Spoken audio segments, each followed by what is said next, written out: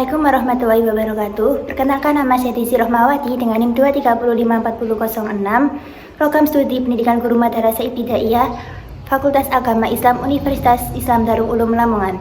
Video ini dibuat guna memenuhi tugas ujian tengah semester mata kuliah Psikologi Anak MI.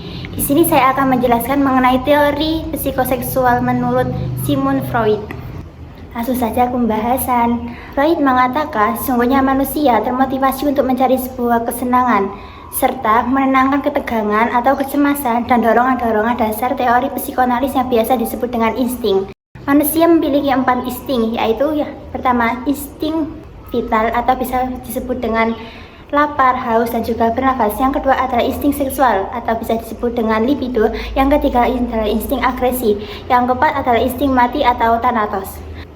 Freud mengatakan insting seksual sangat penting bagi perkembangan kepribadian di atas insting-insting lainnya karena insting seksual ini sangat melekat berada di tubuh manusia.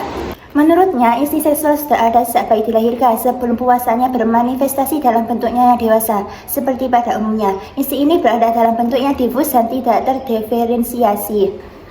Insting ini dapat berkembang melalui fase-fase. Yang pertama, fase pragenital, yang pemuasannya berada di bagian-bagian tubuh di luar genital, sampai menjadi bentuknya yang sempurna seperti pada umumnya, yaitu fase genital, yang pemuasannya dominan pada bagian genital. Freud mengatakan ada 5 fase perkembangan psikoseksual. Yang pertama adalah fase oral, yang kedua adalah fase anal, yang ketiga adalah fase palis, yang keempat adalah fase laten, dan yang kelima adalah fase genital. Yang pertama adalah fase oral. Fase oral ini terjadi pada anak berusia 0 sampai 2 tahun. Pada fase ini, anak menghabiskan waktunya bersama ibunya dan semua kebutuhannya terpenuhi dengan ASI. Pada fase ini, pusat perkembangan adalah mulut. Hambatan menimbulkan permasalahan terkait dengan mulut seperti alkoholisme, narkoba, permasalahan verbal, dan lain sebagainya.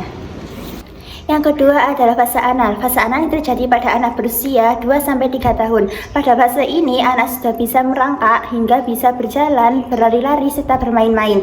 Pusat perkembangan pada fase ini adalah rektum. Anak akan bermain dan tidak mau diminta BAB toilet, atau sebaliknya, anak juga BAB lama sekali toilet. Dalam tahap ini bisa dihubungkan dengan penanaman kedisiplinan toilet training. Jika tidak berhasil, akan menjadi orang yang kesulitan disiplin. Yang ketiga adalah fase palis. Fase palis ini terjadi pada anak berusia 4-5 tahun. Pada fase ini, anak sudah berinteraksi dan bermain-main dengan temannya. Nah, pada fase ini, anak mulai merasakan adanya perbedaan, terutama terkait dengan jenis kelamin. Anak mengidentikan dirinya dengan ayah atau ibunya. Pada masa ini merupakan fase yang menentukan peran jenis seseorang. Anak biasanya merasa kebingungan peran jenis, seperti laki-laki tampil seperti perempuan dan sebaliknya, perempuan bertampilan seperti laki-laki, yang disebabkan oleh permasalahan pada fase palis. Yang keempat adalah fase laten. Fase laten ini terjadi pada anak berusia 6-11 tahun. Pada fase ini, anak memasuki jenjang sekolah dan lebih banyak waktunya untuk menunjukkan dirinya prestasi.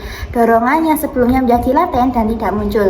Pada tahap ini, menjadi orang berprestasi memiliki arti penting bagi seorang anak. Yang kelima adalah fase genital. Fase genital ini terjadi pada anak berusia 12 sampai dewasa.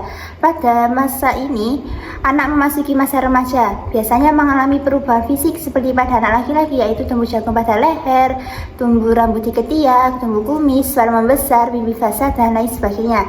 Dan jadi pada anak perempuan, yaitu buah dada membesar, tumbuh rambut di ketiak, menstruasi, dan lain sebagainya. Dan pusat perkembangan adalah organ reproduksi. Biasanya individu akan membangun hubungan yang mengarah pada kehidupan menuju perilaku seseorang dewasa.